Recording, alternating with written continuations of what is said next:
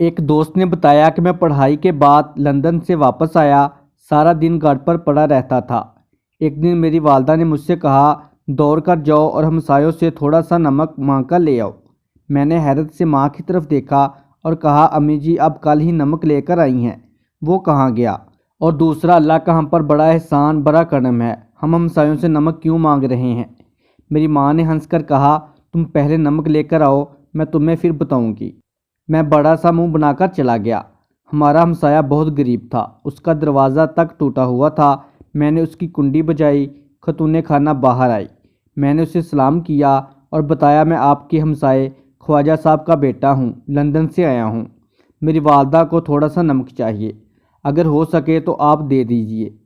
خاتون کے چہرے پر مسکراہٹ آ گئی، وہ اندر گئی، چھوٹی سی کٹوری میں تھوڑا سا نمک ڈال کر لے آئی اور مسکرا کر بولی، بیٹا امی کو میرا سلام کہنا، اور پھر کہنا آپ کو اگر مزید بھی کسی چیز کی ضرورت ہو تو آپ منگوا لیجئے گا، میرے پاس آج فریش بھنڈیاں بھی ہیں۔ میں نے اس کا شکریہ ادا کیا اور نمک لے کر آ گیا۔ میں والدہ سے بہت ناراض تھا، مجھے نمک مانگتے ہوئے بڑی شرم آئی تھی۔ میری والدہ نے مجھے دیکھ کر کہکا لگایا اور میرے سر پر ہاتھ پھیر کر بولی، بیٹا یہ لوگ غریب ہیں، یہ روز مجھ سے کھانے کی کوئی نہ کوئی چیز مانگتے ہیں۔ ان کے بچے شروع میں جب ہماری بیل بجاتے تھے تو مجھے ان کی آنکھوں میں شرمندگی اور بے عزتی محسوس ہوتی تھی۔ میں انہیں شرمندگی سے نکالنے کے لیے یہ طریقہ ایجاد کیا ہے، میں ہر دوسرے دن ان سے کوئی نہ کوئی چیز مانگتی رہتی ہوں، کبھی نمک مانگ لیتی ہوں، کبھی مرچ کے لیے کسی کو بھجوا دیتی ہوں، اور کبھی دوپٹہ، چادر یا بالٹی مانگ لیتی ہوں۔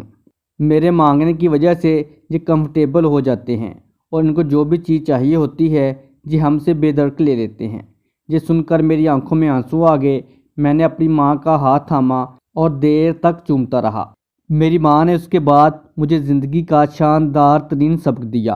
انہوں نے فرمایا، بیٹا اپنے غریب ہمسایوں، رشتہ داروں اور دوستوں سے چھوٹی چھوٹی چیزیں مانگتے رہا کرو، اس سے ان کی انا کی بھی تگڑی رہتی ہے اور ہمارا بھی ان سے تعلق قائم رہتا ہے۔ میں نے ایک بار پھر اپنی ماں کا ہاتھ چوم لیا۔ میری والدہ نے شام کو میرے ذریعے اس ہمسائے کے گھر سالن بھی بھجوا دیا۔ میں گوشت کا ڈونگا لے کر گیا اور ان سے تھوڑی سی بھنڈیاں مانگ کر لے آیا۔